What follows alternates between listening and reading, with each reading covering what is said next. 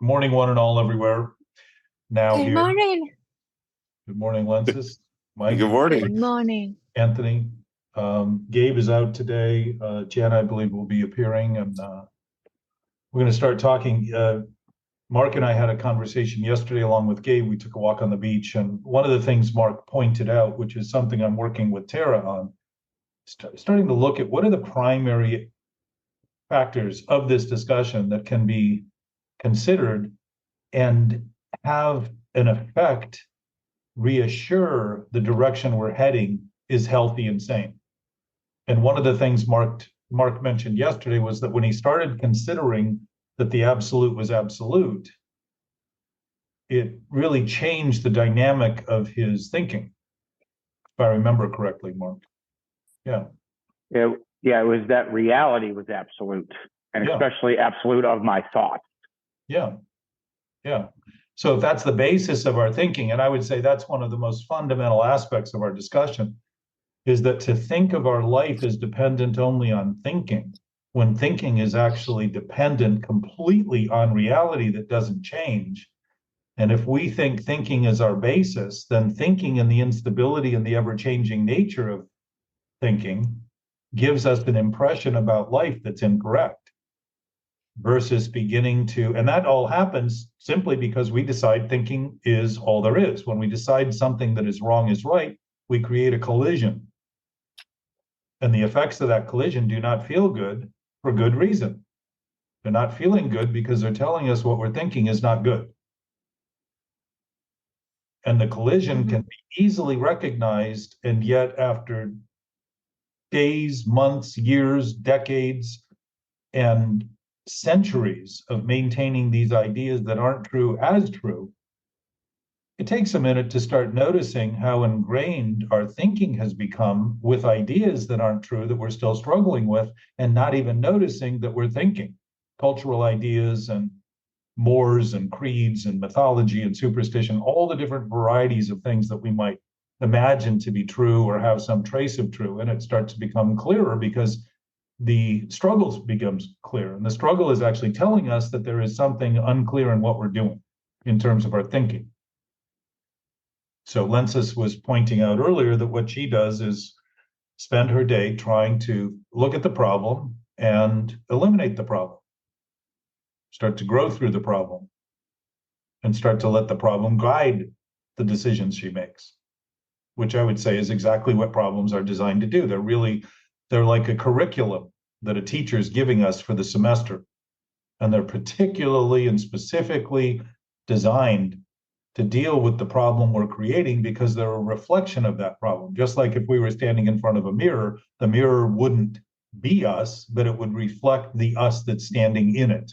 So the positions we take are reflected in the thinking we do, and the reflections of that thinking are the projections we have, the lens we look through and see the world. That would be called perception or misperception. If we're seeing the world properly, we're not using perception. We're just simply acknowledging the world is the world, nature's nature, things are things, whatever they are, and not making more or less out of them. Not to suggest we can't make more or less, but if all we're doing is making more or less and thinking that's the essence of nature and the essence of life, then again, we're back to thinking. Thinking is the source of our only reliance, rather than an absolute, stable, knowing, infinite, unlimited essence, pure knowledge, pure consciousness. So this isn't to suggest any of the ideas we have about God are not useful, but to suggest that the ideas we have about God as being particular to one group of people and not particular to another group of people, I would suggest is another man-made idea that takes the infinite and tries to break it down into parts and pieces. So the gods we've been largely relying on are made in humans' image rather than us being made in their image, in an infinite absolute image. So conflict through history has sort of shown that to be accurate. The idea that religion has often been at the basis of a lot of wars, and war has been at the basis of one group thinking their thinking is better than another group, and as a result, they have an obligation to kill that other group and to dominate that other group. And they're doing it often in the name of God. You're seeing it today. Because though God is so weak, it needs us to kill its creation or its potential creation, the forms that have generated out of whatever, however it's happened, in the name of trying to prove one God is better than another God. That's exactly what humans do. That's a human-born thought, not an essence of infinite. So our discussion is looking at that and seeing that the core of that reactiveness that's created when I think a thought that's right is wrong, or I think a thought that's wrong is right, creates a reactivity that is addictive. Meaning it's going, as long as I maintain the thought, I'm going to stay in a reactive mode that's constantly defending the position, because the position is so weak as to not even have any basis at all other than my thinking. So the only place it exists is in my thinking, and all of a sudden I seem consumed with thinking that's all wrong, and I feel wrong, and I feel bad, and I think it's the world because all I do is see the world through the lens of the thinking I'm doing. So it isn't the world and it isn't anybody else. It's what I'm doing that primarily affects everything that I'm seeing.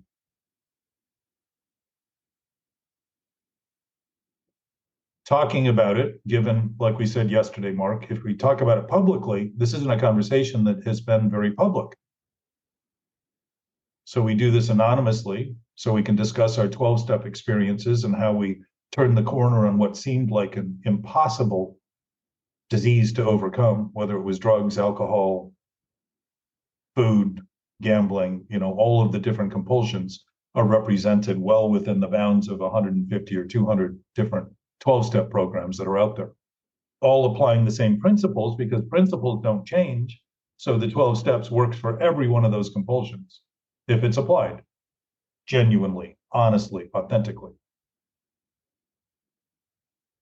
So we're looking at the actual disease of addiction rather than all of the symptoms of addiction. And many of us have experienced the symptoms and recovered sanity with those symptoms, not because we can't think of those symptoms anymore, but because when we do, we know exactly where they're going to take us or where we're going to be taken in that thinking, and realize that's not the best we can do.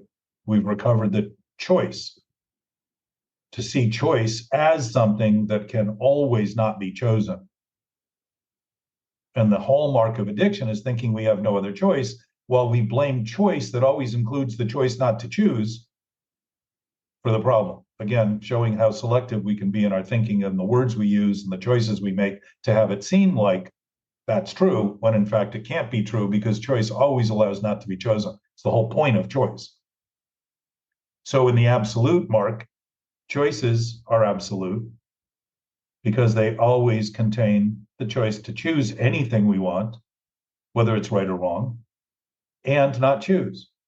And responsibility is absolute because we're responsible for the choices we make. And we can make irresponsible choices, but that doesn't make us irresponsible. It makes the choices we make irresponsible. And the confusion and the conflict and the struggles we create are all evidence of those kind of choices. So we have a reflection that's created, which is called effects. We manifest effects from our thinking. And freedom is another component of this mental triangle. If we're free to choose whatever we want, then we want whatever we freely choose. And it doesn't matter what the circumstances or consequences are as a result of it. If we don't think we want those, what we're refusing to do is learn from them what we are being taught about what's wrong in our thinking, because nature never changes according to what we think of it. It will always give us a consequence specific and directly related to the thinking we're doing. So if we think we can fly and we're on an 8-story building and jump, we're going to crash land. We may think we're doing fine until we land, which is often the case in addiction. It isn't as bad as it can get, and it isn't as bad as it once was, so I'm fine, and nothing else can be done about my situation. So we're creating the darkness. We're waiting for it to happen as bad as ever so we can finally say, I've had enough. Where the choice to stop is always where we decide to stop digging for more and more and more and more, to try to uncover something that is already here. If the essence is essence and it's absolute, it's where we are, not where we go, not what we have. And it's interesting that we struggle over whether there's an afterlife. But the real struggle is here where life is, and questioning whether or not we're actually dealing with life or our imagined ideas about life, which isn't life. It's again thinking about life, where the struggle is.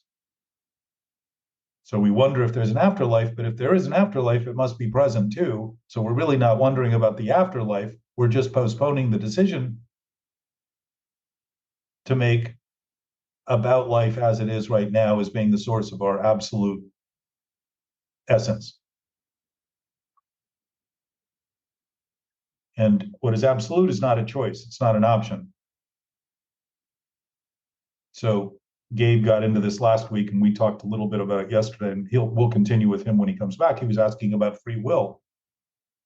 And where there are no choices, like something that is absolute, it isn't a choice, it's just an absolute state of being. It doesn't come or go, it's not operating in space and time. It's actually revealing the infinite nature of all of the dimensions combined, rather than this fourth dimension that we feel like, and fifth dimension that we feel like we're limited to, because it's all we see, it's all we smell, it's all we hear, it's all we taste, it's all we seem to operate in. But the dimensions don't disappear beyond the ones we're in simply because we don't focus on them. They're all ever present. So that's our nature. It's where we are. It's where we always are. Even though it is not in space and time, it ends up everywhere everything and everyone is, because it can't be divisible in any way, including by a dimension that seems to be, the duality of the relative dimension seems to be divisible. So it's how we see things that we think they are. And understanding is our way of seeing substance. What the eyes can't see visibly doesn't mean isn't there. It means it's what the eyes can't see visibly. So the substance of those things there, think of substance and understanding. They're both saying the same thing. Substance is below where we're standing, the positions we take, the place we're in. And understanding is below the standings we take. Again, the positions where we are. So gravity doesn't go away every time our 1 foot leaves the ground to take the next step. It's ever present even while we do things that seem to defy gravity. It doesn't hold our feet to the ground permanently in terms of the ability we have to make motion away from it, but it does return us there inevitably, which is another invisibility. It's something that we don't even understand today in all of its ramifications. But gravity is a good example of an essence that's essential to the way the whole universe operates.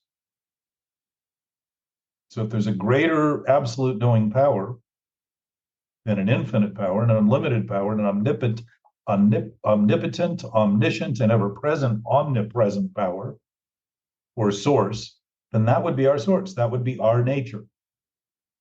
So nature is our nature until we try to denature it and give ourselves the impression nature is no longer our nature because we're thinking thoughts that are unnatural.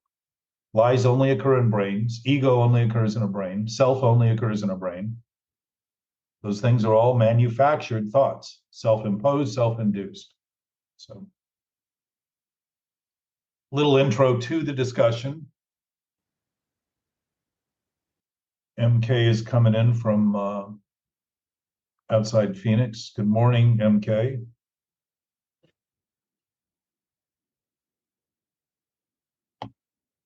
From his car. Hello, hello. Hey, man. It's good to see you. Good to hear you, I guess I could say, and see you. I can see you foggy. There you are. Yeah, I'll do you the favor. I'm driving around, so I don't know. So I just got done with a little bit of an intro for anyone out there listening that's listening for the first time, and anyone out there who's heard me 100 times, just reiterate the basic concept of what we're talking about. And the idea of talking about it publicly is to start giving us each the chance to go out into our worlds during the other 166 hours we spend a week and begin to interact with people on a level of actually beginning to notice how effective we can be when we start talking honestly about what's happening. Yeah, and how much trash. How much reactivity we avoid by beginning to be honest about our responsibility and start to just notice that it isn't to say we should never think wrong thoughts are right or right thoughts are wrong. It's to say when we do, the consequences will always be the same, and they will feel that we will feel disconnected, and we'll feel apart from, and we'll feel lonely, and we will feel struggle and all those sorts of things. But the beauty of it is those will always occur when we're thinking that way. So if they're always occurring when we're thinking that way, and we start noticing when those things occur, it's our thinking that's causing them.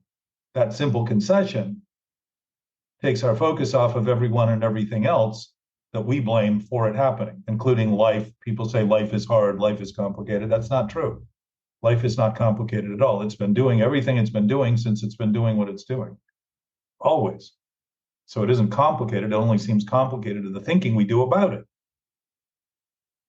Again, tracking the problem back to the thinking, not reality, not truth, not our source as beings. We are human beings. Our being nature is not born in humanity. It existed, I would say, infinitely, and will continue and doesn't change, while our human experience is always changing. Except for the fact that it's always changing, which doesn't change. What we're doing with it is always changing within that context. So if you see everything, if you think of everything, you start seeing the absolute. If you think of some things, you start seeing the relative. And the relative becomes, if you're trying to put the pieces together, it's impossible because they're already together. If you're trying to get where you're going and you're already there, it's impossible to get there because you're there. It's all backward from what we would normally think and work toward and try and seek and journey and take a path. And all those things start to stop. They just dissipate. Because if we're always where we are, and the absolute nature of existence is simultaneously where we are, there's a good chance the present isn't even in time.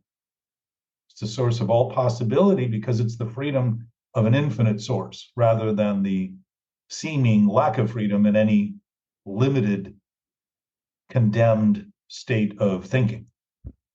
And what's interesting about an infinite source, since it's everything, is we can't be condemned by having been given everything. It's impossible.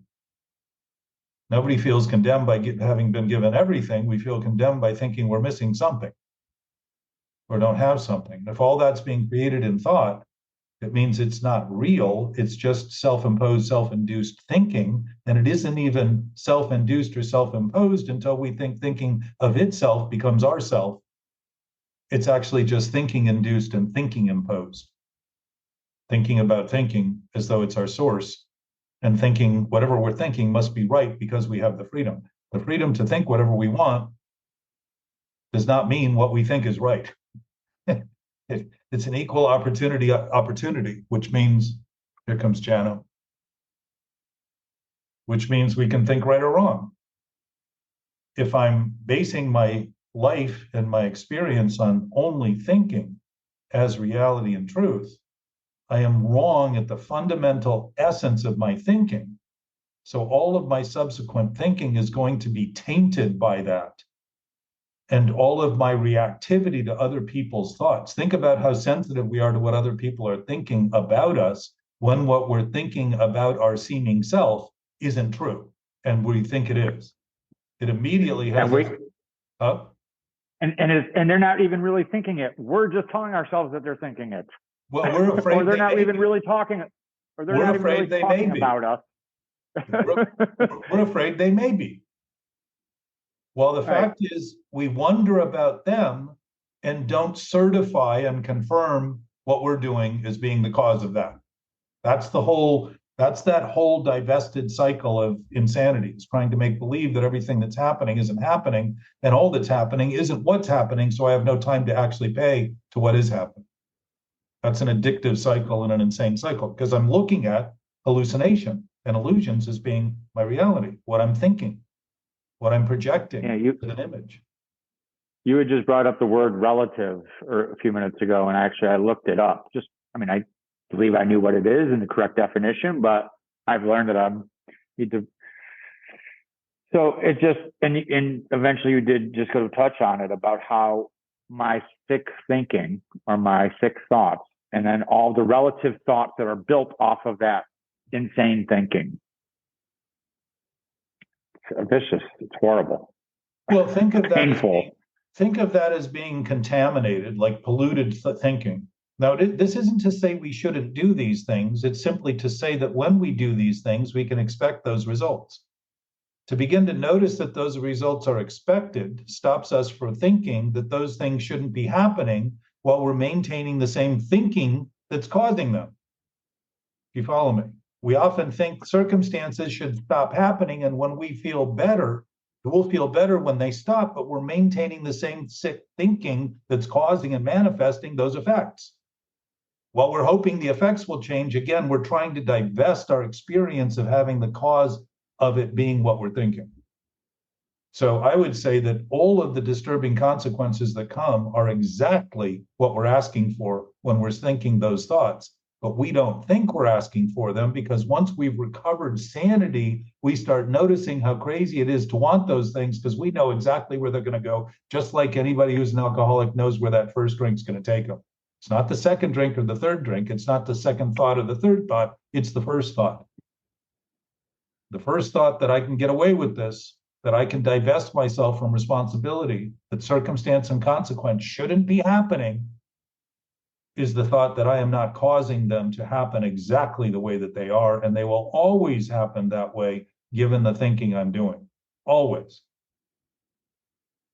So the should and the have to and the shouldn't and the maybe and the must and the shall and the wishful thinking about it all goes out the door when I start saying, I'm causing it. I'm actually making that up and not noticing that when I make things up, they're made up. And I call them my makeup as though there's nothing I can do about them. And I'm even admitting my makeup is made up. It's just a thought.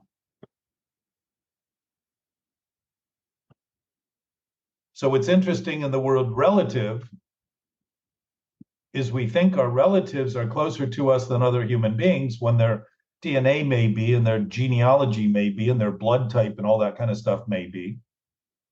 But all things relative in a relative universe are relative, as they're seen as distinct from one another.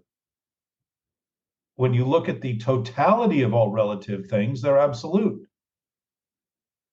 Because everything becomes everything, and that includes nothing. It includes the things we don't even think of as things.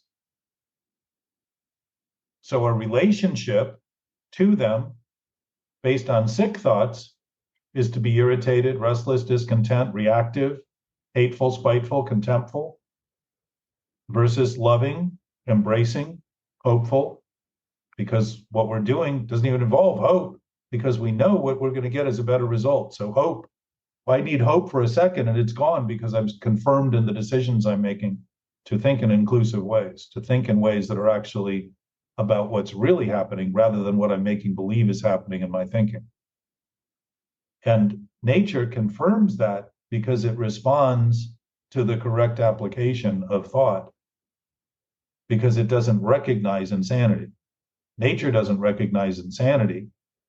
There's just effects caused in nature that nature eventually, if they're not constantly caused, will overcome naturally. It will heal, correct itself.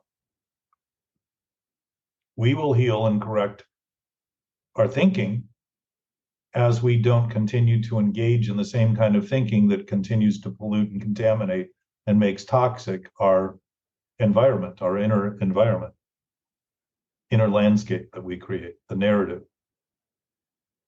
So once you see this, you can do it, and it will make no sense to continue at all. And when you don't see this, you will continue thinking it's the only thing you can do to try to prove to be true the thing that's absolutely wrong, which is impossible. So life seems to become impossible when it's the impossibility of our thinking that's causing it. We're built on the same platform. We do this and we think of what we do as different, but it isn't. All we attach to it are different faces and places and times, and make believe we're unique in that regard to maintain some independence from the whole, and then wonder why we feel alone and disjointed and disappointed and disconnected. It's all an induced state of mental illness, I would say. And we don't have to be completely out of our minds to be out of our mind in terms of thinking the absolute nature of mind is no longer ours when all we're relying on is our brain for more and more thoughts, and wonder why we get headaches and feel overwhelmed and feel it's too much. And we're admitting openly in the words we're using that what we're doing is impossible to deal with. I can't go on. We say things like that openly and don't realize that we're continuing to commit to the thinking that goes on and on and on while we think we have nothing to do with it. We think it's happening to us. We think we're consequences of some hateful, spiteful source causing it to happen, wondering why we're chosen. Well, we're the choosers. So I believe a little bit of my struggle this morning. So I know that I've been, because it's caused a lot of pain and trouble in my life. I was raised to keep peace at all costs. So I pull away from confrontation, and then I internalize it, and they become resentments. And this morning, like, I was revisiting a resentment about something that happened 6 months ago because I didn't confront it at the time. And I was like, oh, that's it. I know I can call this person and say, hey, can I talk to you? And I'm going to be sick, like Tess said it, because he's in the program. And I'm like, I got to confront this person. But then, like, this morning, and again, I thought, like, why am I going to go back to that? Why am I going back to this sick thought? It's not going to bring me anything but more pain. But I don't know if that's a little bit of what we're talking about this morning, or, like, of that, like, I have a choice. Like, I can either continue down that sick thought path, or I can just sort of, like, move on with my life and get a bigger life. And I realize if I have a bigger life, then this thing isn't going to seem so massive. Well, if you're thinking about life as something you need to get, you're denying that life is absolute and can't be any bigger than it is. And it's the same with peace. If you're thinking you need to make peace, you're missing that absolute nature. The reason it's simple and doesn't change is because it's a perfect peace. There's no conflict in it. There's no potential for it. If you begin again seeing the absolute as the absolute nature of your beingness, all of a sudden your thinkingness becomes obviously the culprit in the decisions you're making about trying to make peace. It's like we talk about making love. We don't really make love. We tend to express love through actions we take with people, which includes sex, which basically is how our species survives. The point is, Mark, to your absolute comment, is starting to see that if you begin to think of gravity as sort of metaphoric, we don't see it, but it continues to work, right? And we can rely on it. We know that if we drop an item, it's going to fall at a certain pace, depending on the friction relative to that item. If it's in a vacuum, everything, including a feather, is going to fall at the exact same rate, because a vacuum doesn't have anything interfering with it. If you drop a piece of paper in air, it sort of waffles and slowly floats down. But in a vacuum, it will drop as quickly as a lead ball. So there's an absolute nature to it that seems to be interfered with, but it's not. It's just interacting with other issues, other forces, other things within the relative scheme. And it just also made me realize how how sick my relative thoughts are around this situation. Yeah. So you're admitting it. And by admitting it, you're also admitting that you're thinking that's real. And you're thinking there's nothing else you can do, because if you weren't doing it, you'd admit, wow, I have absolute freedom. I don't have those thoughts that I had don't exist now unless I'm continuing to maintain them now. Well, I think I do have another choice. I can do nothing. I don't have to go make it worse. I don't have to go. Right. I don't have to go entertain these insane negative, because again, as we talked about, you never see somebody on the street screaming, I love the world and you're the best and I'm the best and love everybody and peace. It's all these horrible, negative self-talk over and over again, screaming in these insane heads. Right. And I had a choice this morning to continue down that road or to not. Well, right now is what I'm referring to. So if you're thinking of it as going on, you are continuing to go on, not about it, but there's some part of you that believes in it, and you're maintaining it. Now, it isn't to say you shouldn't be doing that. And I'm not suggesting to you that by saying you shouldn't be doing that you don't have a choice over it. I'm saying that when you continue to do it chronically, and deny the effects as being something you want, you're chronically thinking it's something is the only thing you can do. That's addiction. There's a blindness in that because there's a lack of admission to what's actually happening. And it tends to be where the blame and the shame and the regret and the resentments come from when we're really resenting the fact that we know who's to blame and we know we're guilty and we know we're ashamed for the guilt of the actions we're taking. We know it, but we think of it as a feeling. Think of how we've turned guilt. Guilt's a verdict. Guilt isn't a feeling. Guilt is a verdict, and we're admitting by feeling guilty that we are guilty for the feeling. So and again, I don't have the answer, and I'm not. But again, in my insane thinking, I'm like, you actually do. I did have a choice. I do have a choice, and my choice was to not continue down that road. But then I started second guessing myself. Am I choosing a healthy thought to not continue down that negative road? Or am I just repeating the same thing of, I'm scared of confrontation. Yeah. So I'm giving myself an out. Let's look at your words for a minute. You're saying, I don't want to go down that road. You think there's actually a road to go down.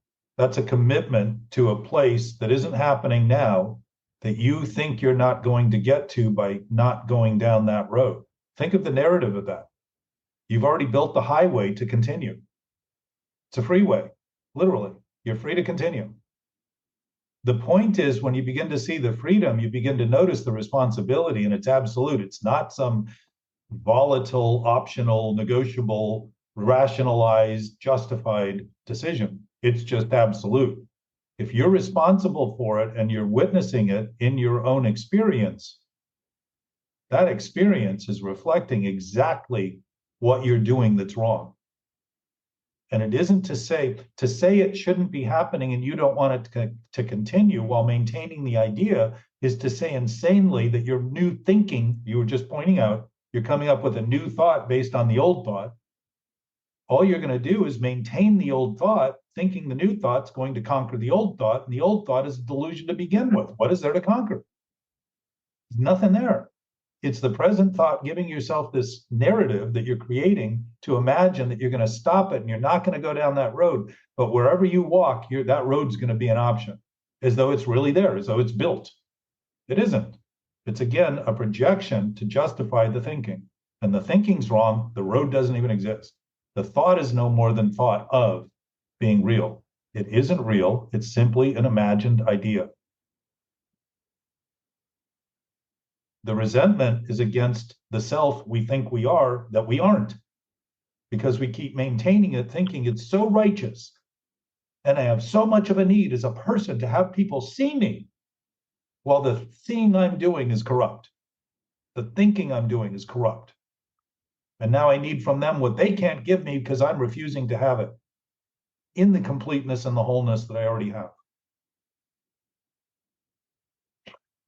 It's so bizarrely simple and so silly when you start looking at it that you will laugh at things you used to cry over and be morose over for days and start saying, this is just an imposition of thought. It's an imposter, literally a silly gesture being made in the name of reality and truth to secure a self that doesn't even exist except for my thinking about my thinking itself. The ego, by our terminology, is a false image. If the images we're taking for reality are false, by the way, reality doesn't need images because it already is everything. Truth doesn't need images because reality is truth. Truth as reality and reality as truth is the essence of our existence.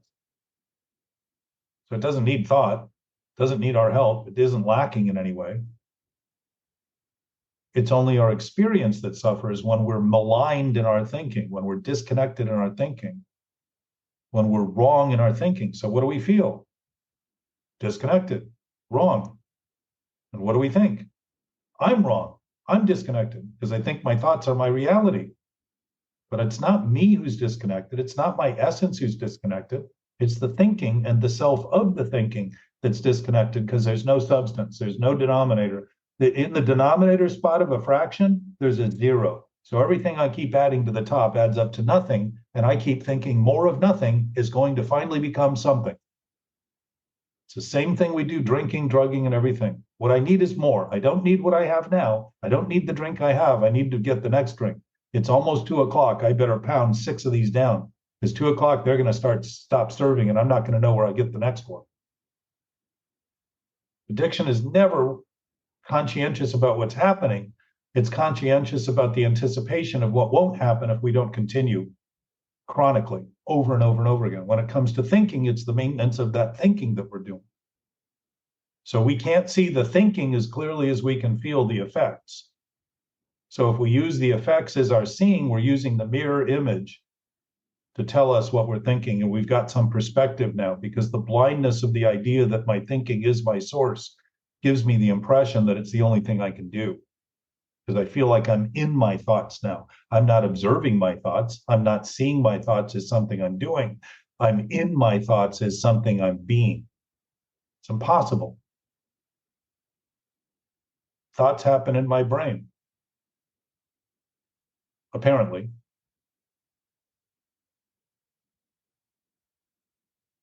Doesn't mean my spirit can't think. Maybe it does.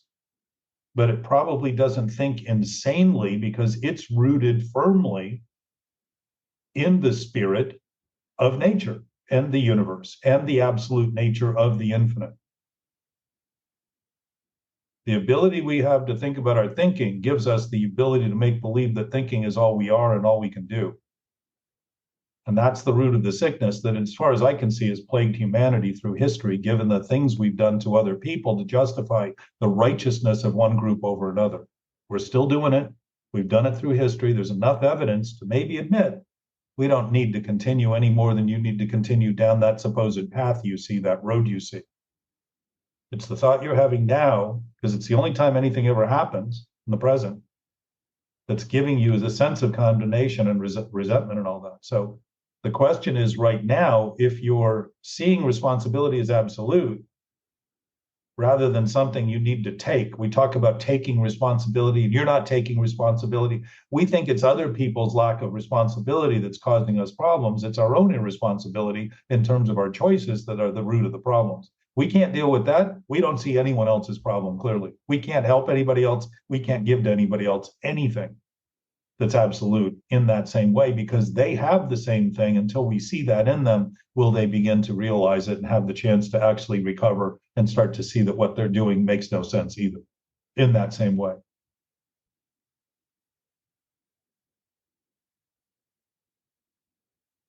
Yikes.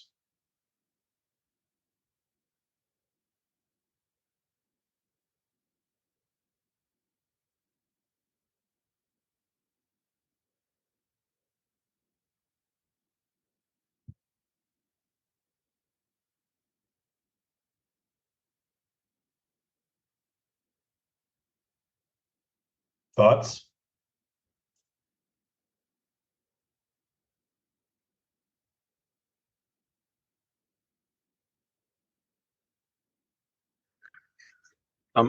Who was speaking a second ago, Jack?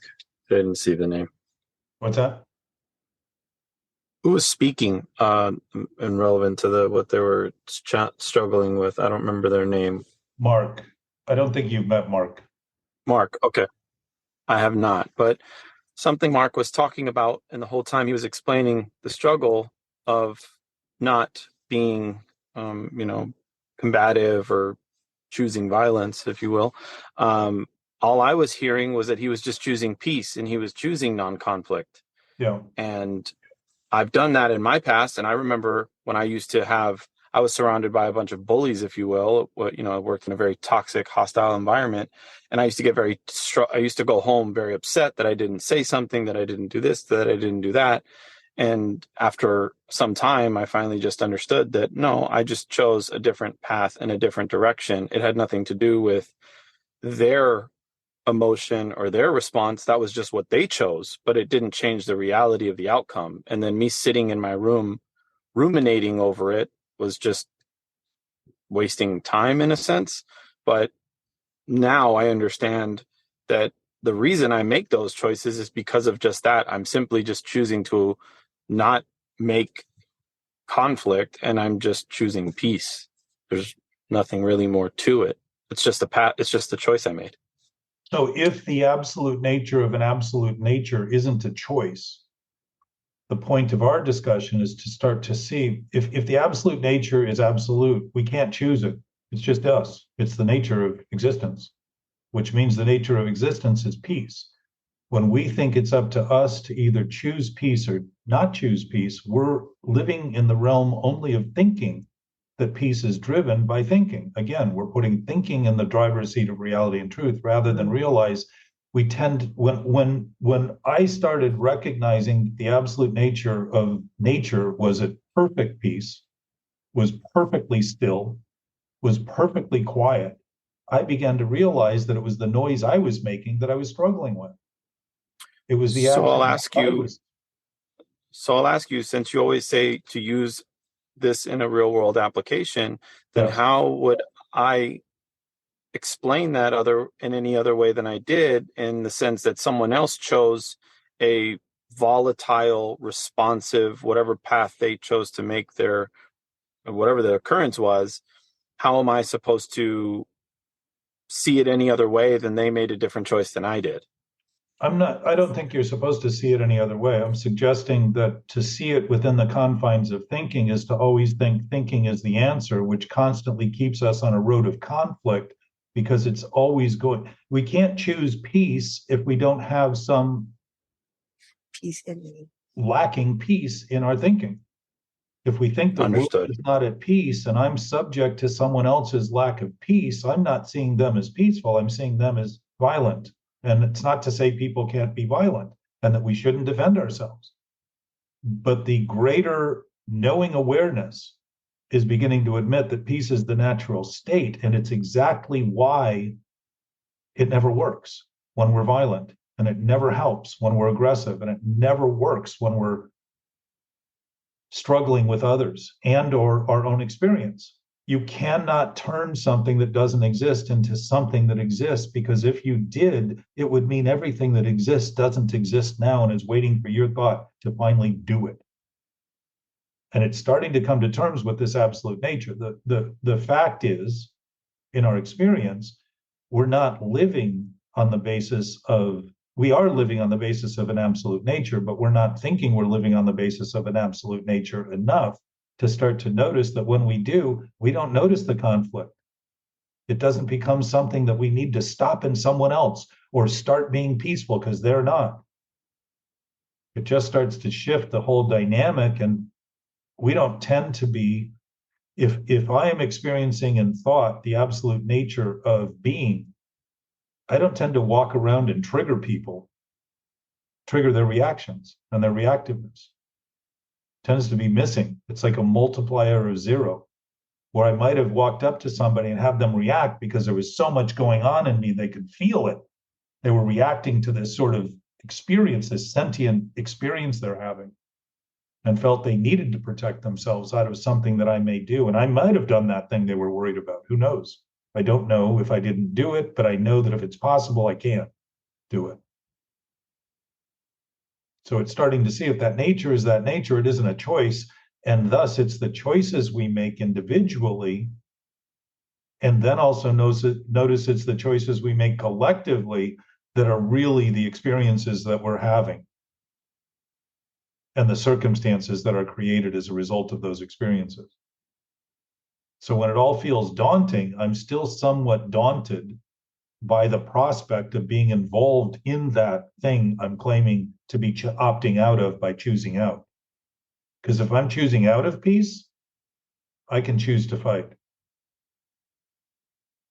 And when I'm absolutely free to do those things, I won't choose fight at all, because I won't be in a fight for my life, because the root of my existence will be seen clearly as something that transcends all thinking and all matter and all things, and isn't transcendent in the way that it's beyond it. It's transcendent sufficiently to be completely within it too, where I am now here. It's not somewhere else. It's not something else. It's present. So yes to the fact that we can opt in or out of the fight we see, but to see the fight is to be the cause of that fight too, and start to see that we're responsible. If it's in somebody else, that's the world we're in. We are 100% responsible. If responsibility is absolute, that means for everything. And it also means everyone else is responsible too. And if I'm acting irresponsibly by thinking I can choose peace while they don't, I'm just perpetuating the problem, the fight. So this is an awakened meditative contemplation of an absolute source, so that meditation becomes 24 hours a day, which I suspect it is. We've just been meditating on things that are so sick, we want to stop. We want to pretend that something else should keep our attention, like something fun or something intriguing. Generally things that aren't healthy, compulsions. But the essence of essence is at perfect peace. To begin to come to terms with that in our thinking is to begin to align thinking with that and become a purveyor of peace, not because we talk about it and think about it, but because it's the natural expression of what everybody already has. And it's a unifying factor in that way, because we're not seeing people as doing something we're not doing. We're seeing people as absolutely capable of doing what we're doing. We just don't have any impulse to do it. None. Goes away completely. Doesn't say it can't return and we don't have it. Circumstances often trigger that in me, my experience. And what it reveals to me is the weakness of my thinking. The shallowness of my thinking is being triggered. It's giving me another option to say, oh, here I'm doing that thing. This is what's causing that thing. I'm either a complement to that thing, or I'm neutralizing that thing by beginning to recognize that I have no obligation to maintain those thoughts. And when I don't, I won't be reactive to someone else's violence. It will go away. And the chances are it'll go away for them too, if I'm absolutely clear in my, aligned in my thinking. It's like healing. We don't do our bodies any good by maintaining stress, thinking that we're going to fix it by doing certain things, rather than notice the source of stress is coming from a thought that we're avoiding by thinking feeling better about it is the solution. Doing something to make me feel better. And if you look at self-help, none of it is designed to help people feel worse and have more negative thoughts. Just as Mark mentioned about people, we were talking about people on the street who are yelling and screaming insanely. They're never happy. They're always saying things that are very, very hateful to someone somewhere, not where they are, but it's in their mind. Somebody is doing something to them, or somebody has done something to them that they're trying to reckon with in the present, where that person is not, and screaming and yelling. They're never happy.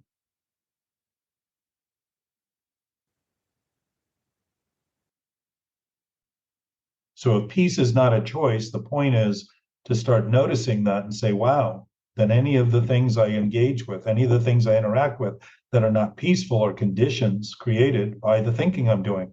And if there's any thinking about it that I think I'm not doing, that is the greatest culprit and the greatest addiction in society, to make believe there's nothing we can do about what's happening. It's exactly where it leads to.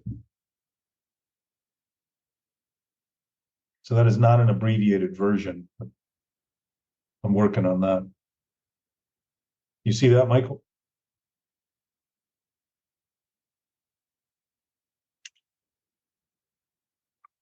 Yeah, always. And I will say that I always am impressed by your uncanny ability to juggle words the way you do. Well, that's the best description I can give it. Thank you.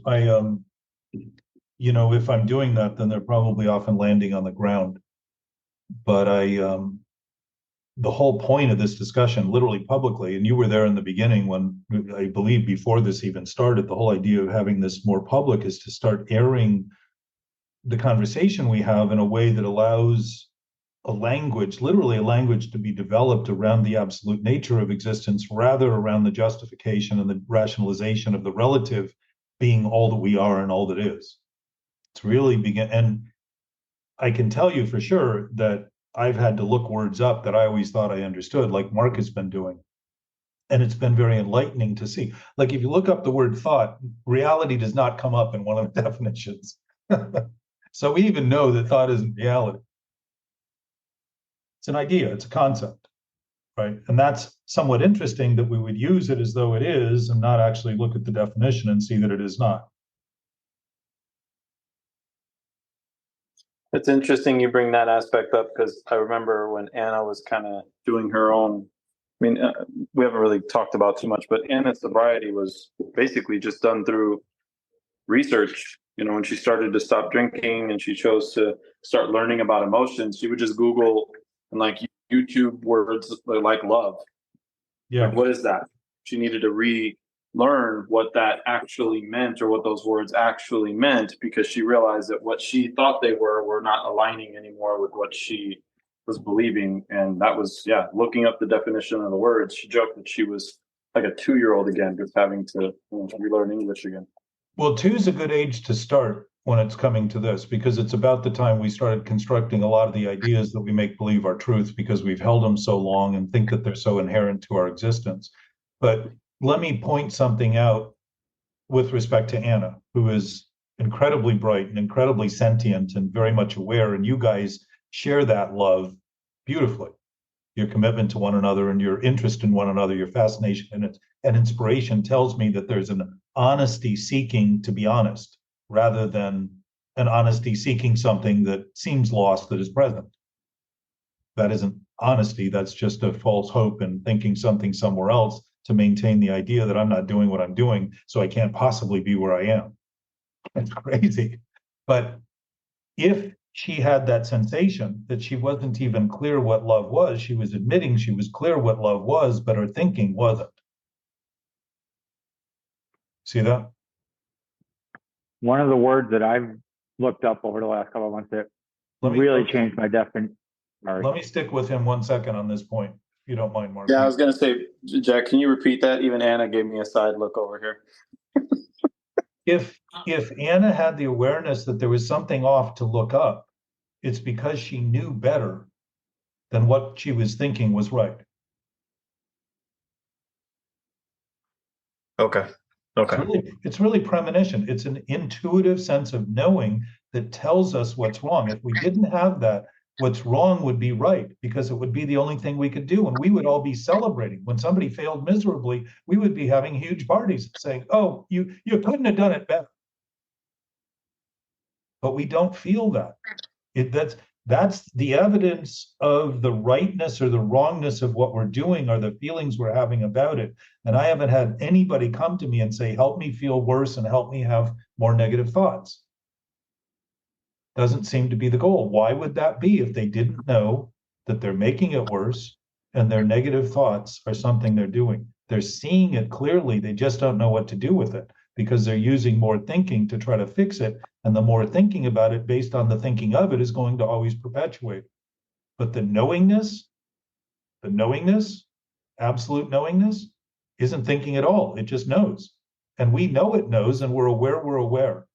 And we have subjugated that awareness for this thought awareness, this seeming conscious. We tend to think of consciousness as only being what we're thinking. In the language, by the way, specific to the language that's our domestic language, and then feel like foreigners and alone and disconnected at the same time.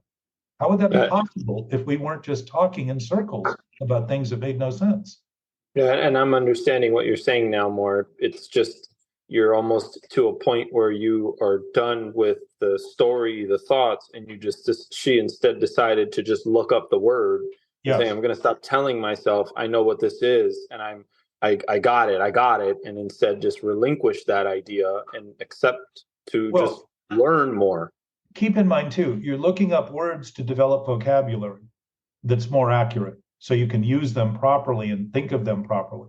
The knowing nature of love is the knowing nature of existence. So it isn't something that we don't know. We just haven't been expressing it sufficiently.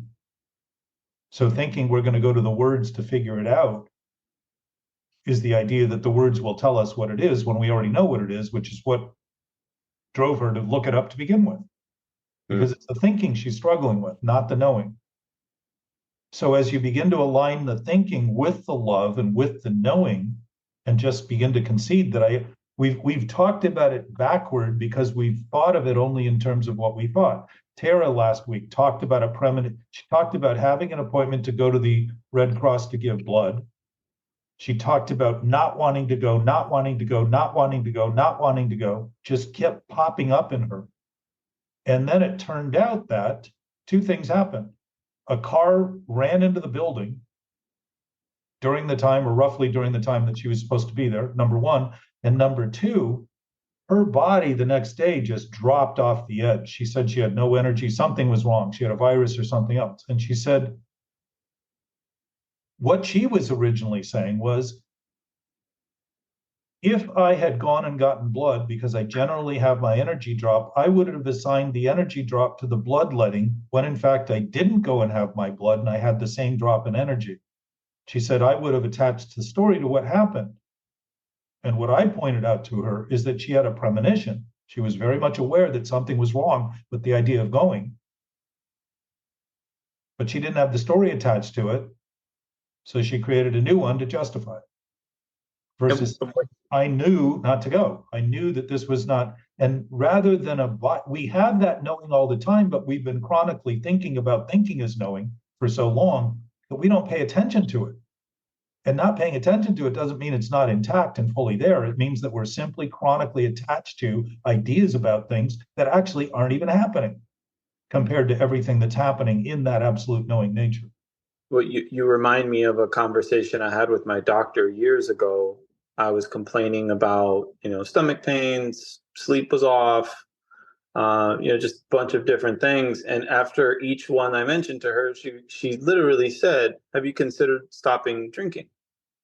And I said, oh, no, that's not what that, no, that has nothing to do with it, blah, blah. And I was like, oh, and then there's this too. She goes, have you considered stopping drinking? Like she just repeated herself over and over again. And I didn't get the point until years later that I understood that I was just not hearing. I wasn't listening. My body was telling me that there was a plethora of things that were abnormal, but I was choosing just to continue the narrative as if that was going to fix it. Like you say it all the time, it's insanity. Well, and that you're actually seeing that obsessive thoughts only see what they think and they only hear what they think is said. So it means obsessive thoughts don't see what they're seeing and don't hear what's being said. And do you ever have that with Anna where she says, you're not listening to me? What? Because it happens in relationships, it becomes clear that somebody's not listening when you see that they're reacting exactly the opposite of what you would have expected from the conversation you're having. And they're like, well, I didn't hear that at all. I didn't hear that in what you said. Yeah, because we're thinking about what's being said and not what's actually being said. Think of telephones as a game when we were kids, right? What did it take? Second or third person had the whole thing screwed up immediately. Well, I'll leave you with this because we have an open house we're going to do right now, but I was watching a show last night and a couple was arguing and he said, hey, he told his wife, you weren't going to be on the phone the whole day today. And she goes, yeah, I said I wasn't going to be on the phone the whole day today. I need to be on this call. And he said, that's not what you said. You said you wouldn't be on the phone the whole day. And they just kept going back and forth in that aspect. So she apparently thought that meant accept that call.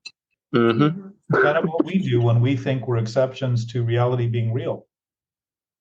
It's everywhere but here now because of the emergency I have, because of this chronic situation that's happening, because of this fear I have, because of when I get this done, then I'll get back to God, and then I'll get back to meditation and all that. So glad to see you both without seeing either of you. And, of course. Appreciate you all. You too. Thank you. You bet. So going off of Anna's investigation of love, I want to read down very quickly in thought, under thought. mental activity. So thought is an action. We don't tend to think about it as an action. We think about outer expressions of it as actions and not see that the thought itself is driving those actions. The thought's corrupt, the action's going to be corrupt. You can track it back to the thinking always. No voluntary action occurs without a thought.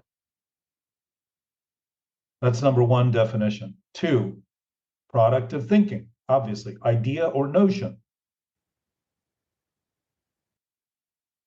Reasoning, imagining.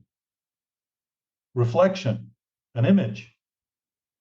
Recollection, contemplation, meditation. Intention, design, purpose. Or imperfect intention. I would debate that. Anticipation or expectation. Consideration, attention, care, or regard. Judgment, opinion, belief. Intellectual activity. Opinions.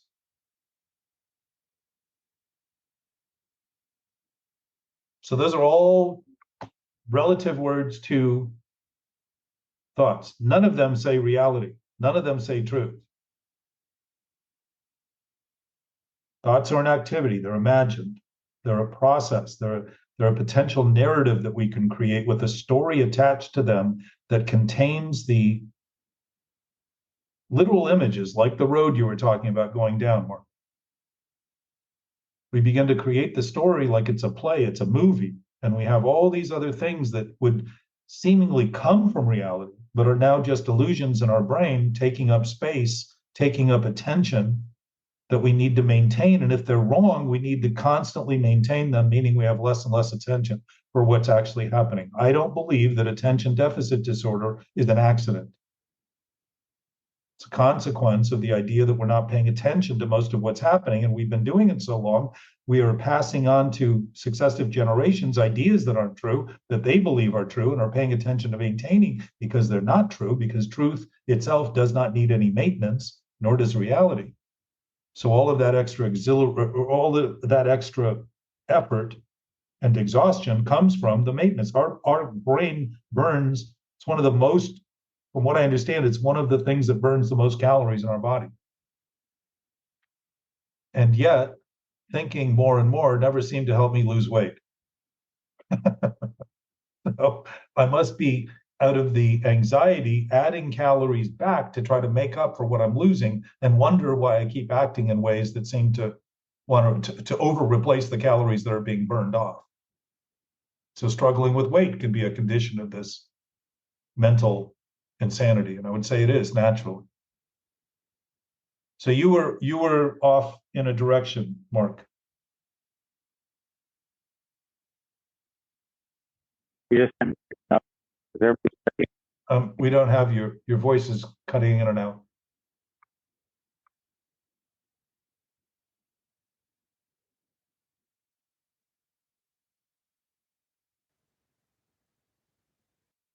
All right, he'll be back.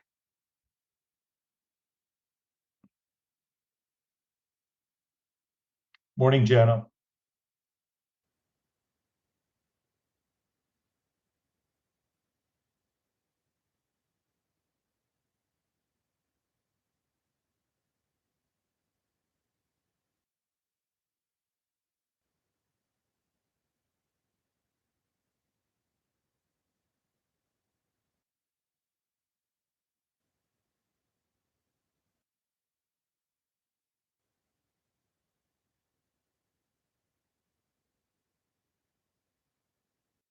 Anthony, any thoughts?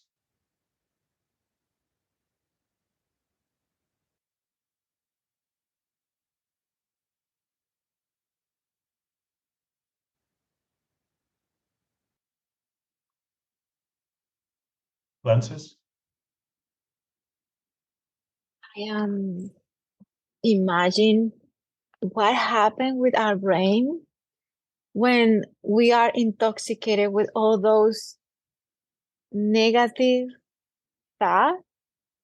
I am like curious about what happened. Well, think of the word you used, which is the perfect word for that: intoxication. Yeah. We're intoxicated with thinking. What are we Yes. intoxicated with in other drugs? The drugs, the alcohol. The thinking is the core of this. It's where the problem begins. And it's self-induced and self-imposed. But again, I'm going to suggest it's not self-imposed and self-induced. It's thinking imposed and thinking induced, that we're mistaking ourself for being.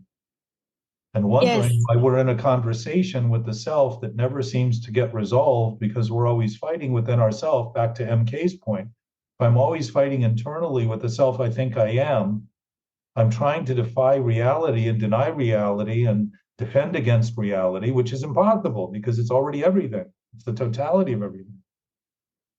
So the Yes. struggling is all happening in my own toxic thinking as a result. What do? Make decisions that pollute the world, pollute other people, pollute my experiences. And yet we've been surviving, we've been getting by, we've been eking by and scrapping by, rather than abundantly witnessing the potential of this planet to provide for us everything that it's always had and everything that's grown since it started in abundance, rather than in things that we are absolutely raping the land and the fish to the point where we're not going to have any. We're actually creating extinction in the name of thinking we're doing the best thing. That is not healthy thinking, to allow a planet of this scale with this much to all of a sudden appear as though it doesn't have enough to serve us and take care of us all, everyone. Mm-hmm. Yes. It's not a political position. It is simply an observation of nature being so abundant, and an absolute nature of a universe being so abundant, and our own scarce thinking creating scarcity to justify the thinking we're doing, so that we can continue to think the thinking is right and that nature is scarce. Mm-hmm.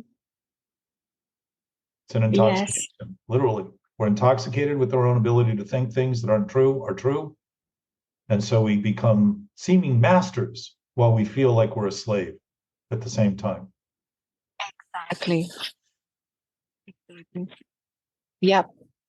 Wow. Mm-hmm. Yeah. Wow. Yes, it's like, wow, yeah. Mm-hmm. Wow.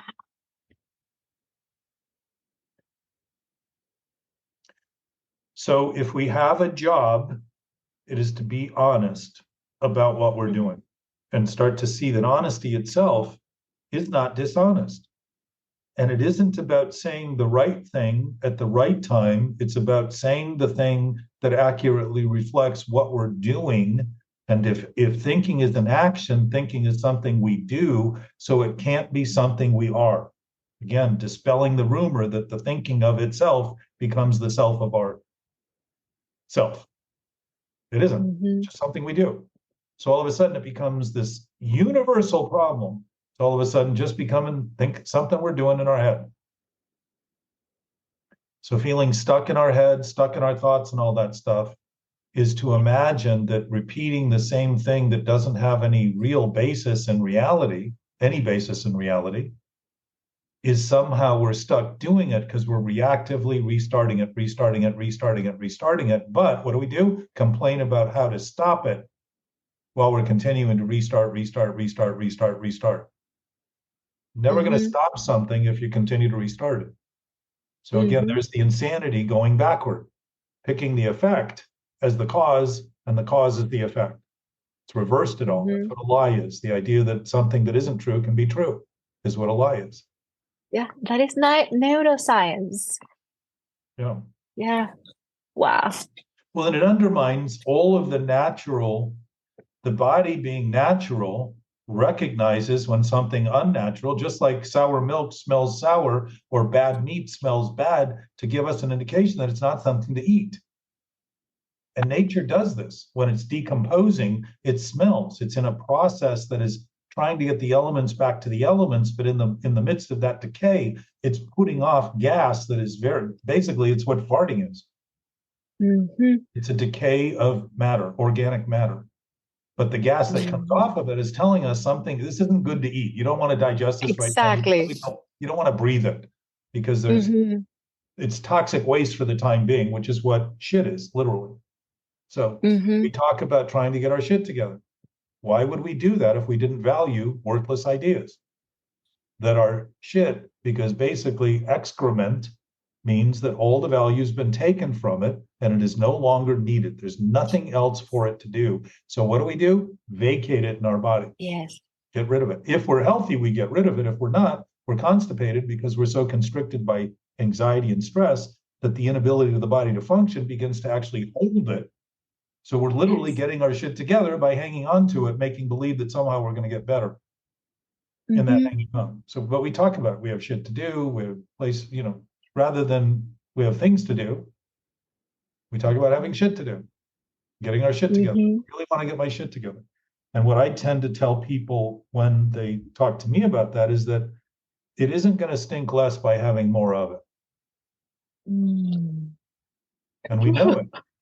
But we think of it as something we need to do out of frustration and just repeating the same thing.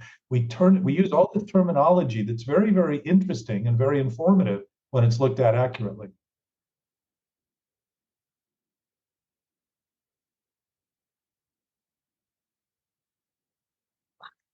So Mark disappeared. I think his computer. Oh, he was. No, your computer was working off a battery, right? It's my phone because now it's a half. So yeah, we don't have electricity. So it's like, ooh. Oh, very interesting. Yeah. This I like today. This meeting today is so beautiful. Love it. Well, it's interesting to become engaged in a conversation. If we all know this, engaging in the conversation reveals more than we think very quickly. It becomes very obvious that there's something else going on. And that can also create a reaction in our thinking. If our thinking is so desperate and the circumstances we have are desperate, very often it seems like the last thing we want to do is to let go of that thinking because the problem seems so big, but we're not recognizing that the problem is big because of the thinking about it. Exactly. There is no problem I can't make worse. No problem I can't make worse. And if that's the case, I can also make it better, which to MK's point was, I can always do things that make it better, but the goal is to eliminate it and see that if it's delusional, starting to see that it's delusional to even be thinking about it is just a waste of thinking in terms of, think of waste as waste. Shit is waste. It's just MK said it in terms of wasting time. We're just spending time uselessly and wondering why we don't seem to have enough time. We have plenty of time. It's all we have in terms of our physical in this interactive realm that we're in. We have time all the time. So to have not enough time means we're spending a lot of time uselessly, purposelessly. Exactly. Jack, I would like to know about how do you see that perspective of the ego? The what? The ego? Yeah. The ego. What is that ego? Just a thought. It's something like talk to me about that ego a little bit. I want to know if I recognize something. Yeah. Well, the ego is the self we think we are. Because in fact, again, here's how we've reversed everything. Ego in definition is a Latin root, is the capital I, the I am. It's not the self we talk about when I say I am talking to myself. Think of that. I am in a sentence and I am talking to myself, something I possess, myself. It's not who I am, it's something I have. There's a big transition there. I am. Those two words suggest I am talking to myself. That's the idea that there's another self inside, and that's where the debate occurs in our brain. I am trying to straighten myself out, but the self is wholly imagined, but I'm thinking because thoughts are real, it is not only real, but also becomes all I am. So I think that thinking about myself saves myself while in fact it's killing all the opportunities I have to be productive and useful and gainful and functional. It's actually creating dysfunction because I'm focused on a self that doesn't exist as being who I am. So people say, I'm talking to myself, I'm thinking to myself, I'm thinking about myself. And I say, let's change the sentence. You're thinking to your thinking. You're thinking of your thinking. You're thinking about your thinking. That is not yourself. That is thinking about thinking itself. Means there's more thinking. What's obsessive thinking? Adding more and more and more thinking, thinking that someday more and more thinking will prove to be real and true because it's all we're consumed with. It's all we're paying attention to. What's attention deficit disorder? I have no attention to pay to what's actually happening because I am busy paying attention to everything that isn't happening. Think of disorders. Think of anxious disorders. I've mistaken, literally chosen to make believe that a self of thinking of itself becomes who I am and all I can be, and wonder why I'm afraid of other people who have thoughts that aren't like mine, and become very susceptible to wondering what they're thinking. While I may never be right about what they're thinking, as Mark pointed out, I'm constantly suspect of what they're thinking, because if what they're thinking isn't what I'm thinking, my whole self is seen as being an imposter and a fraud, and it's exactly what that self is. So what I don't want it to be seen as is what it is, once again promoting an image that's exactly the opposite of what I'm doing. Yeah. So facing oneself that we talk about is actually beginning to face the fact that there is no self. When that happens, a lot of stories disappear and a lot of conversation in our head disappears. And the idea that I'm ever talking to myself rather than contemplating my thinking, contemplation is thinking about my thinking.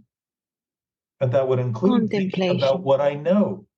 That's a meditation. We can take meditation from, I listened to a book coming back from San Francisco the other day, driving back on Buddhism. And the guy said, if you're in a calm space meditating, you're not calm. If you're in a space that isn't calm meditating, you're calm. He says meditation doesn't happen when we sit still, which has been my contention, is that if an aware contemplative meditation is recognized as being the natural state of our being, awareness, then our thinking is constantly in a contemplative state.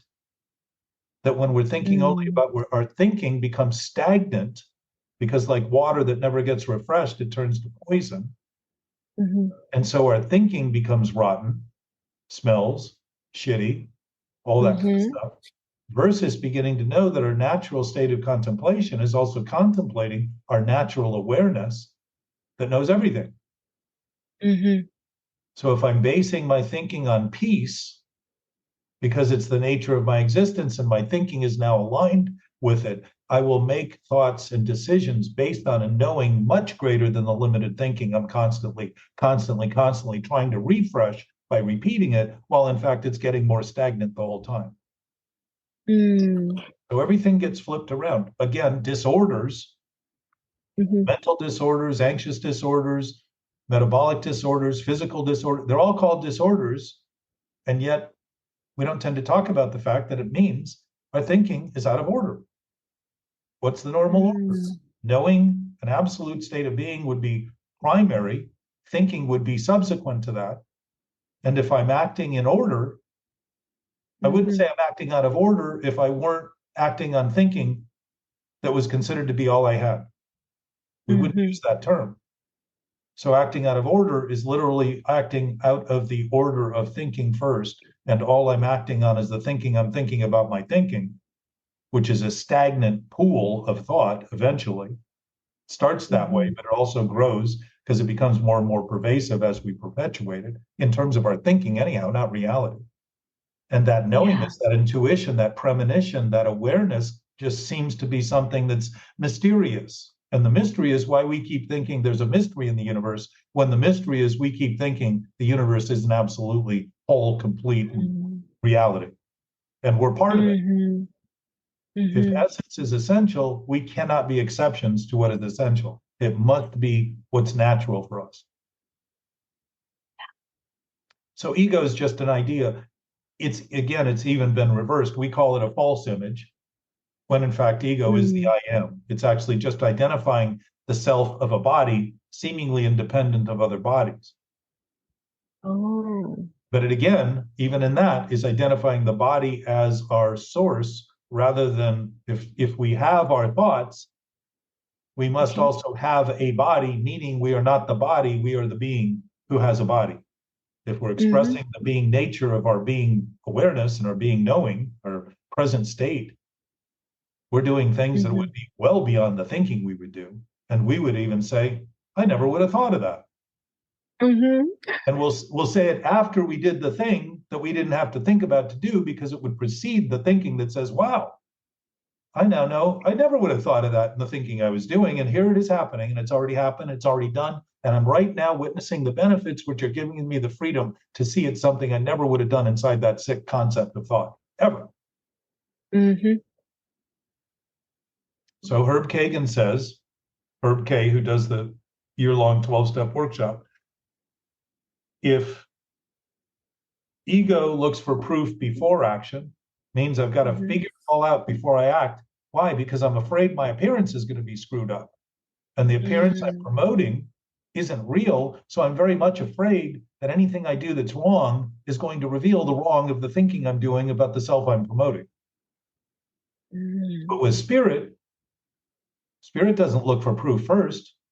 Spirit provides absolute proof when we act on it. Why? It's confirmed. If I apply the dynamics of a wing properly to air, I can fly a plane. It's what Orville and Wilbur figured out. Why? It's not because they invented the aerodynamics, it's because they aligned their thinking with what it took to reckon with the absolute nature of aerodynamics that already existed. It was already part of nature. Things were flying for a lot longer than they flew. So there was some natural component to this. So it's our relationship to that nature and that immensity, what seems immense, because we think of it as so far reaching and so out of reach, rather than see it as immediate and start to realize that if I'm reckoning with what I'm doing, I have the perfect guidance system telling me how well I can function on the basis of my wants. And I will also see in my wants and choices whether or not they're possible or impossible. Because if they're impossible, I will never make progress if I'm looking at it accurately. And if they're possible, I'll get little tidbits of information that will say, you're moving in the right direction. That thing that you think you can achieve is achievable. Doesn't mean it can be done immediately. It means that it may take a prescribed number of steps to overcome the thinking that's wrong, because nobody's ever done it. It's like kids watching kids ride bikes, start riding bikes immediately. If the parent's trying to teach the kid, all they do is fight everything they think is wrong about the teaching. But when they see their friends do it, they think, I can do that. I'm going to do that. I got to immediately. Yes. So we know right. We know right. And what right is in reality is what works. How reality works, how it functions within this. So either we're functional or we're dysfunctional in our thinking. And when we are act functionally, which means we're going to be productive, means we're going to have what we need. So we're going to have plenty to give for anyone else in need. It doesn't mean just stuff. It means the wealth of our own spirit becomes generous enough, like I was mentioning with MK. If I'm not bound to fighting in my thinking, I all of a sudden become peaceful in my nature, and I don't tend to encourage other people's reactivity because there's nothing there to react to. It just goes away. It was there, but the maintenance of it in my thinking was creating the impression it was there by causing all the conflict and the problems to make it look like it was there, when all that was really there was the struggle I had to try to make it true. Wow. I like wow. See, what's great about wow is it spells the same thing forward and backward. Oh. So it applies to both left and right, up and down, good and bad, in and out. All the things that we would think are separate, it all of a sudden becomes one of. Amazing. Oh, yeah. It's the first time for me hearing that. Oh. I'd never thought. Oh my God. In mathematics, numbers that are the same both ways are called, I think, palindromes. Like 43, 34. When they're forward and backwards, they're the same way. Oh my God.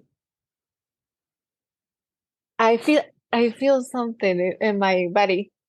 It's like it's very interesting how I feel because something is going on my brain. It's so amazing. I love it. This is adrenaline. No, this is adrenaline. I don't know. I feel something. Wow. I think adrenaline is more for emergencies. That is sort of, it's like speed. It's like the body's natural speed to give us energy in emergencies, which we, Euphoria. We use it all the time when we think there's an emergency in our thinking, but there's no real emergency. So when we need the adrenaline, we don't tend to have it, which is why we have all these. What we haven't noticed is that our thinking is causing chemical reactions in our body to deplete well-being drugs that we think now we have to artificially refill, and to overuse drugs that when we need them won't be there. Yes, you're right. Okay, what I'm feeling is or dopamine or oxytocin. Oxytocin, I think. Yeah, that is what. Yeah, it's oxytocin. Oh my goodness. So our bodies are designed to reflect in the feelings we create, the chemical factory that we have. And our chemical factory is more advanced. Like our brain is better than any computer on Earth, our chemical factory is better than any laboratory on Earth. If we have the capacity to depress ourselves and kill ourselves, we have the capacity to heal anything that we come up against. Exactly. Because it's part of our design. If we're thinking healthfully, we're giving our body the best chance to be healthy. Exactly. That is the key for this beautiful meeting. You say that this is one of the key. Yes. Yeah. Well, my sense is that think of the drugs we use. You were talking about intoxication with our thinking. If our thinking is being used accurately rather than mistakenly being reality and truth, our bodies, I will suspect and predict, have not even begun to produce the chemicals that would be greater than the ones we try to find the effects from, LSD and whatever the new thing is that everybody, ayahuasca, all of the things that people are doing, mescaline and peyote, all those things are natural in nature. But again, what people are using out of them is a concentrated, they're not just eating mushrooms. I guess you can eat raw and still get the psilocybin out of them. But the fact is, our body has the capacity of creating chemicals that would have us feel way better than that and not be hallucinating, but actually witnessing reality and transforming things in directions that we haven't even imagined yet are possible, that would not have the caustic, poisonous effect and byproducts that so many of the solutions seem to come with today. We always think we've got a fix, but 30 years later realize we've made a decision that's been somewhat disastrous because we haven't been accountable for what we're doing. Exactly, Jack. Exactly. Oh my God. I noticed that something was going on in my body, my brain. Yes, it wasn't. So it feels euphoric. Oh my God, this is so amazing. That is why it's so important to have a group with different opinions and to have somebody who has wisdom like you have, and everyone can share and learn, and something happen. Like I am experiencing that right now. Well, consider wisdom as the actual awareness of the intuitive knowingness that we have. That's where the wisdom comes from. It's not mine. It's not what I do. It's just something that I want to get better at express. My contention is that I was a dumbass and I got sober and I became a smart ass, and now I'm trying to be a wise ass. But the point is, it's not something I have, it's something we have, because we're talking about something now that's not relative. So it's not about my relatives and my relative thinking. It's about absolute, meaning it's everybody and everything everywhere. So the different thoughts that you have don't become a contest. They become additional. They become a little more perspective for, think that way too, and still be happy and still be whole and still function, and begin to realize that we're not fighting over what people are thinking. We've been fighting over wrong things that we've been thinking were right and wondering why we demanded everybody else to think that way because we were so defensively suspect of the thinking we were doing. We knew that it was wrong while we acted as though it was right. It's true. Exactly. Yeah. Yeah. Wow. Amazing. Wow. Woo. Mm-hmm. So grace is the gift of that wisdom, the gift of that knowing, the I don't have to make it up to have it.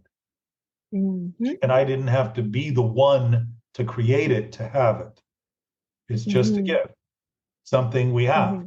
It isn't even something we have. I would suggest it's simply something we are. And that's a big difference. When I have something, I cannot have it. When I am something, that's it. That's the absolute nature. Mm. There's a great Grace. book written by a guru. I forget his name because it's too long for me to remember, but it's called I Am That. And it's an interview by a British journalist sometime back in the 60s or 70s when the Beatles had made the Indian culture and their philosophy a little more accessible. He went over and tried to debunk the guru's thinking. And the What book is is the really name? it's called I Am That. I am not. I Am That, THAT. Oh. So what tends to drive obsessive thinking is what, where, when, why, how, all the questions we have. So we're asking questions about questionable thinking. So what are we going to get? More questions. What have humans been doing? Seeking forever. What have they found? Apparently not anything to stop seeking because we're continuing. So if you look at that which is happening and begin thinking in terms of that, what's happening is happening, that is not a question, it's a statement. It's firm, it's solid, it's stable. What happens to our thinking? It calms down. It's not trying to fight for something or anything or fight against something or anything. Just beginning to relax. Yes. So that things are happening as things are happening is always true. That what's possible is always true. That we are as we are is always true. They're sentences that are they're not questions, so they're not questionable. They're not filled with doubt and uncertainty. They're certain. They're not doubtful. So if we can have that simple shift in the simple decisions we make and how we go about thinking, we're showing how flexible thinking is. We're not showing that it's intractable. We're not claiming that obsessive thinking can't be seemingly overcome or eliminated. We're actually showing that it can be because it's actually flexible in all ways. It's not as it seems to be is not how it is because things aren't as they appear, things are as they are. And that's the that of it all, which is what he's getting in that book, which is beautifully written. And the journalist, he would laugh at the guy for his questions. How can you even think that something that is the sum total of everything could possibly not be everything? Why are you coming at me with these questions that don't make any sense? But the guru was so wise in his delivery and his insight that he helped the guy come in a direction where the journalist began to realize he's really talking about something that is not popular in Western culture. And so it seemed foreign, but very much something that we're all sharing. And I'm not, again, signaling that Indian gurus are the answer, but that the answers have been discussed about amongst different populations of people forever throughout history. Have often been gobbled up with the common thought thinking, which had no sense. So common sense is a term that, again, is backward because there's very little common sense. What is considered common sense generally makes no sense, which is why everybody says, where has common sense gone? Well, it hasn't been common for long enough to actually be around. So when common is sense, it's just sense. And when sense is sense, it's what our bodies are giving us. They're feeding us sensory information all the time. And the opinion about those things is coming from our brain. Our feelings aren't telling us what our feelings are telling us. It's our brain assessing our feelings to determine what we're feeling. And interestingly enough, our brain is right. When we're thinking wrong, it feels wrong. And it tells us you're feeling wrong. It gives us the right words. And what do we think of them as? While we're addictively thinking, something to get away from, something to get over, something to feel better than. What do? More and more and more, and can't seem to escape it. That's addiction. It's so interesting. Oh my goodness. Jack, Yes. I would love to be here I'm very worried about my battery. Yeah. And if I need an emergency, I need to go this battery. Does your electricity not come back on? No, and it's very outside. I can hear the wind. Oh my goodness! Yeah. I need to know So what is going there's a on. big storm coming over California. It started north of you, and it's hitting you. It's supposed to come to us later tonight, but okay. You go. You be well. You are well. Yes, if I had an emergency, I love you. I will call you. I will communicate with Anthony because oh my God, I don't like storm. I don't like that. It's like so I'm so happy being I would here dial today. 911 first. Okay. If something happens. Yeah. Before Anthony? No. Yeah, dial 911 for Anthony. Okay. If like if I had something, like if I am scared, I would call you. I would call him. Hey, I just want a hug. Sometimes we don't know what to expect from naturaleza. So sometimes it's like we're crazy. Well, Jack, thank you so much, and I hope to see you next. Bye, and I love you, everyone.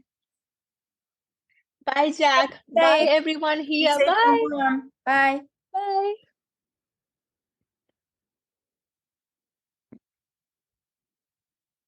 Can I tell you guys a joke? Please. Okay. It starts with a quote of Martin Luther King. Okay, this is Martin Luther King's quote. Occasionally in life, one develops a conviction so precious and meaningful that we will stand on it till the end. And that is what I have found in active nonviolence. For me, that is what I have found in legalizing matricide. I stand my life on it. What's matricide? Killing your mom? Yeah. Well, that's a sick joke. It's sick. Yeah. I think you have to. I think when you say it, you have to have the word come up behind you because it may be a little tricky for people to understand what that means immediately. Yeah. Who's Mark A? He's going to show up any minute. He lost power earlier, I think, or lost his sound. Mark, are you in the center of the storm right now? No, No, it's about to Benson's start. west. It's just about to start. He's in West LA. So I Mark, have a show at 5. Should I not go? where's your show? Downtown. No, you'll be. It's what we're getting is nothing compared to what they're getting up north. Oh, okay. Yeah, I mean we're going to get rain, but it's not. I don't think it's as heavy as they. It's about half what they expected, and I don't think it's as heavy as what we just had last week. Okay, thanks. Mark? Yes. Jack not only helps us with our thinking, he knows the weather. Road. He knows the weather. Yeah. Well, the roads in LA is really the. Yeah. What kind of show? Excuse me? I said, what type of show? Oh, I do taxidermy live. She's a comedian. Oh, stand up. Send me the link. Stand up, sit down. All right. So, Mark, you were on a point earlier before we lost you. You had started to say something when I was focusing on MK's question and Anna's issue of the absolute. Yeah, it was. We were just talking about looking up words and how they are our perception or our in our mind what we thought they were. And one of the biggest differences was when I looked up intimacy. Yeah. And how skewed my definition in my head of what intimacy was. So it wasn't a big topic, and I'm sorry for that I interrupted you and Michael. No. I get the. I mean, the urge to actually contribute is sort of inspired, and my sense is the whole idea of not interrupting people has all come from the idea that people think if they're not interrupted and tell you the whole story. Like, by the way, when people start telling me stories, I get panicked. I really do. I have started to notice that because what happens is they start as though they're going to make a point, and then pretty soon there's a little more and a little more and a little more and a little more, and it gets to the point where, I mean, they're acting as though I was witnessing their experience, and they can't possibly tell me enough to get me there. But they're going to go on as long as it possibly takes to get the point they're trying to make, rather than simply make the point, right? And it's a little bit like being taken hostage. Except that, which is why I like to interrupt people in the middle of their stories. And if you think about doing that with people, they get very upset. No, just let me finish. Let me finish. Why do they want to finish? Because they really think the story defines them. They really think their words now define the thinking they do about the self they are. And they don't. The stories are rationalizations. Very often, there are few moral stories that people tend to tell, because if they are, they don't come to me to get help. They don't come to me and ask me for help if they're telling moral stories. They're actually basking in the glow of the morality that they're expressing and the knowingness of that process. And not telling stories, they're telling more about their experience that is useful to people and helpful to people. So the interruption often helps break that stride. And the other thing that's funny is that, and I've witnessed this in my own, I was immersed in something I was doing once at my desk, and the UPS guy came. By the time I got back to the desk, I couldn't even remember what it was I was doing. So if we can be so flimsy in even the memory of what we're doing so quickly, there's a good chance that what we're doing is wholly made up, that we think we're on this new bandwagon that's going to get us somewhere. And yet it disappears as quickly as we don't pay attention to it, which means compulsive attention is being paid to things that aren't happening. And there's no other need for things that aren't happening. What's happening doesn't need compulsive attention, just observation, because it's happening. And if what we're thinking about isn't even happening, it needs complete attention and undivided attention, because if it's not given, it won't be happening. And we think our life is threatened by that dying, when in fact there is no life in it to begin with. I'm an excellent hostage taker, I've discovered. Me too. I can do that too. And I like tangents. I like tangents so much I forget the story. And what you were just talking about, I realized actually that weekend that I met you, when I'm telling that type of story, because I do that all the time. Like I said, I'm a really good hostage taker. I'm really looking for a co-conspirator. Yes. Yes. If somebody hears it out, you think they now understand you, and they are witness and become one of the voting jurors to your guilt. But you're hoping they vote innocent, not guilty. You're trying to get those people to say not guilty, but you're going to feel the guilt because you know you're doing it. Mm-hmm. The whole concept of telling these stories as excuses is to create a narrative about how things look and appear to other people, because we are so doubtful about the appearance we're creating in our own experience. We know better. We wouldn't be so insistent about telling it not being interrupted if we didn't feel like our life depended on telling the story. So we read, by the way, well, I think you were off. I read the definition from thought. But I didn't actually read the definition. I just went through and read all of the associated words, none of which include truth or reality. It says mental activity, again, to the point that thoughts are actions. In sobriety, we talk about taking contrary actions. Yeah, I think you have the same thing.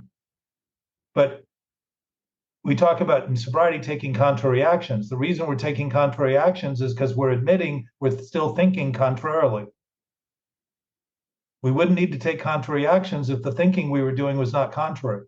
What's the contrary action? I am only what I think. That means I am the creator of reality and truth. My ego is God. I'm the only one I listen to. I am who I pray to. Myself is who I pray to. My thoughts are prayed to my thoughts. What am I going to get? Seemingly not my prayer answered, but in fact, my prayer is being answered because I'm getting sick consequences as proof. So running down this list really quick again. Mental activity, idea or notion, faculty of thinking, reasoning, imagining, consideration or reflection, meditation, contemplation, recollection, intention, design or purpose, anticipation or expectation, care or regard, judgment, opinion, belief. That's what thoughts are. We're assigning them we're assigning them qualities. When they're undue, they can't create. We can certainly create opinions. We can certainly have judgments. We can certainly consider things. We can certainly imagine things. We can certainly care about things. It doesn't make those things we care about worthy of care. Just makes what we think about them is something we care about.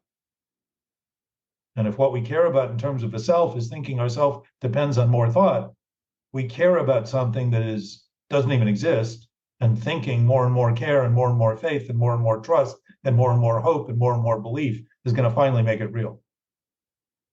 So then when it comes to God, we think we have to have this unending amount of faith to get to God, because the God we thought we were actually praying to was thought, thinking of itself, in a constant loop of contemplation and meditation. Stagnant thought became our source, became our God, became our everything. And when we say we get sick and tired, we're witnessing how sick we are and how tired we are. But if we continue, we must not be tired enough yet to stop. And the stopping for us in this is the not restarting. Starting to notice that the thoughts start where we are now. If you're doing it now, it's going to seem to continue, while it's your commitment to it that is continuing.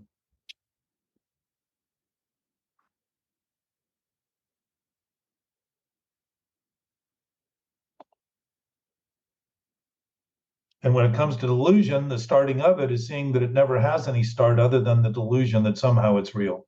That's the whole basis of this problem. If you start seeing the absolute as reality and truth, and nothing but reality truth, so help us God, as though we're taking an oath in court.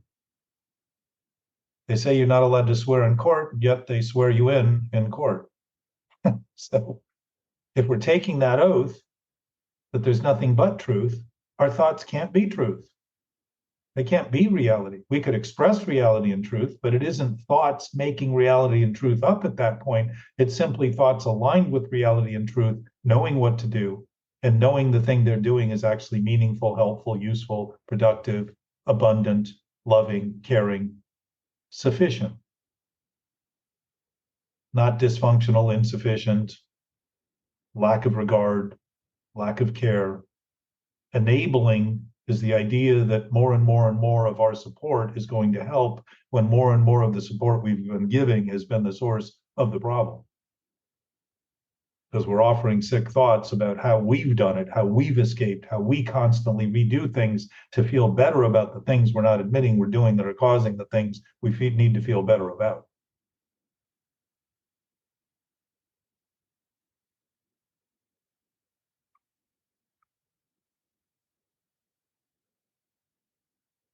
So winding down, coming to the end of our 2 hours, I want to thank you guys and gals and tell you how much I appreciate this, the chance to talk about it. And I know that I do the majority of the talking here, maybe because I've done the majority of the investigation, but I want to correct, I want to stand in the face of an understanding that becomes something worth standing under, and start to confirm that the nature of our standing is in fact absolute, and the nature of our existence is in fact absolute, and it's true, and it's real, and it's loving, and it's caring, and it's all of the things we think we need to get from other people when we're not thinking those things are true. All of a sudden we launch into all these directions to have somebody else give it to us when it's everything we've always had. It's like thinking we aren't where we are. We're always where we are. When you're where you are, wondering where you're going or where you belong, ask your experience, ask your thoughts, where am I now? And you're always going to be where you are. You think you're not where you are, that's a flaw of thinking. It's not a flaw of where you are. So even in our own metaphoric experience, we have absolute occurrences occurring that, if we're looking at them honestly, are going to be very educational in terms of our insight and our enlightenment and our awareness, our human awareness, our thinking awareness. We're introducing this being nature to our thinking.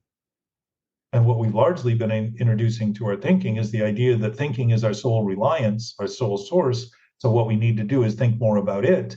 And we call that thinking more about ourselves. It isn't a self to think about, it's thinking of itself, that we're constantly redoing, rehashing, repeating, regurgitating, all over and over again, thinking somehow this is going to come true someday. Somehow fantasy is going to be reality and my fairy tale is going to come true.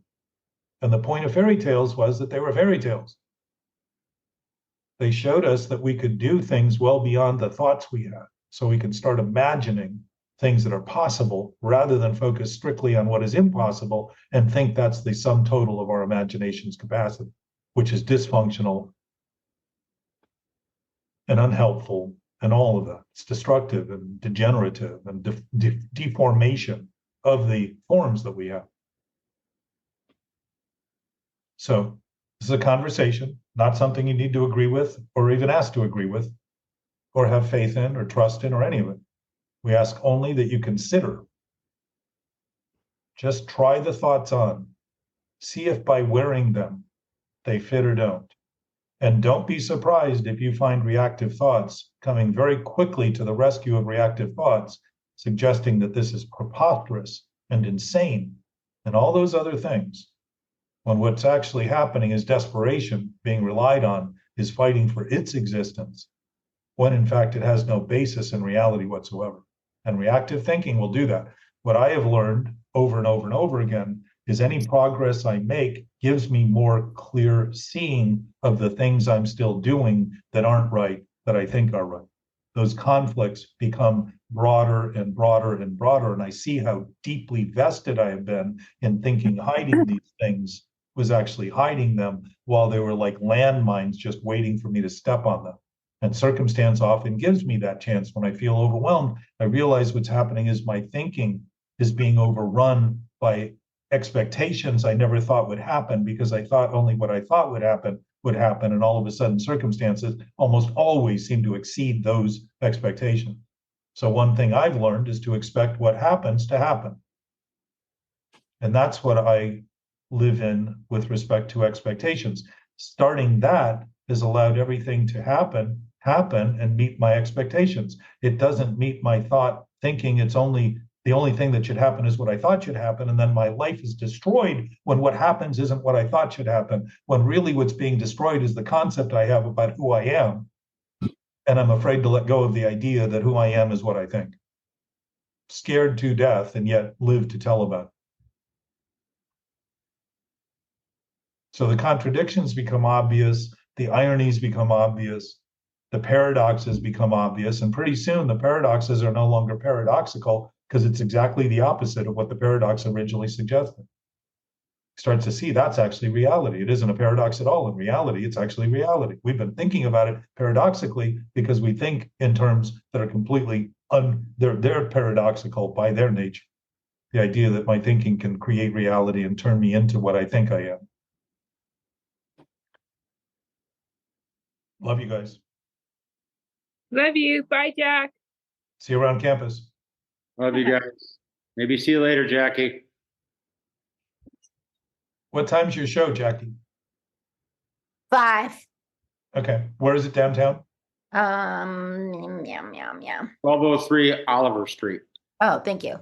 Olive Street, yeah. Olive, yeah.